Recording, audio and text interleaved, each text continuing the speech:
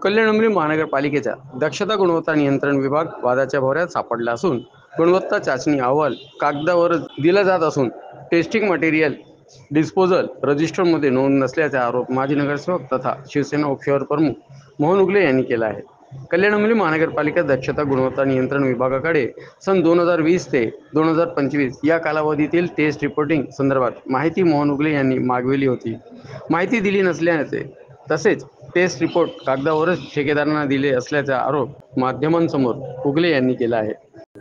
कल्याण महापालिकेच्या दक्षता गुण नियंत्रण विभागाकडे 2020 ते 2025 या संदर्भात जी माहिती मागवली होती, सर्व लोकांचा काय होता की महापालिकेमध्ये कुठल्याही प्रकारचे टेस्ट होत नाही, परंतु द विभागातले संजय सुमोंशी नामक इसम होता, तो सर्व ठेकेदारांकडून पैसे घेऊन कागदावरच टेस्ट देत होता। प्रत्यक्षतः महापालिकेमध्ये टेस्ट होत नाही हे त्यांनी दिलेल्या माहितीवरून आज निष्पन्न होतं। मी त्यांना माहिती विचारली होती की कुठल्या कुठल्या प्रकारच्या टेस्ट होतात, त्या टेस्टचे रिपोर्ट मला हवेत आणि टेस्ट कुठल्या प्रकारची होते, समजा सिमेंट आहे, विटा आहे, खडी आहे, रेती आहे, तर त्याची आम्हाला माहिती गुणवार माहिती द्यावी।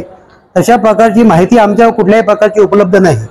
जे रजिस्टर असतात त्याच्यामध्ये कुठल्याही प्रकारची एंट्री नव्हती आणि किंवा हे जे मटेरियल आपण टेस्ट रिपोर्टमध्ये जमा करतो लॅबमध्ये, ते लॅबमध्ये कुठल्याही प्रकारचं डिस्पोजल रजिस्टर नाहीये। म्हणजे यांनी जे काही टेस्ट दिलेले आहेत, मला रिपोर्ट दिलेला आहे, ते सर्व कागदावरच आहे। ठेकेदारांना कागदावरच रिपोर्ट भेटतो, मग कल्याण डोंबिवली महापालिकेमध्ये कामाची गुणवत्ता काय राहणार, हा सर्वात मोठा प्रश्न आहे।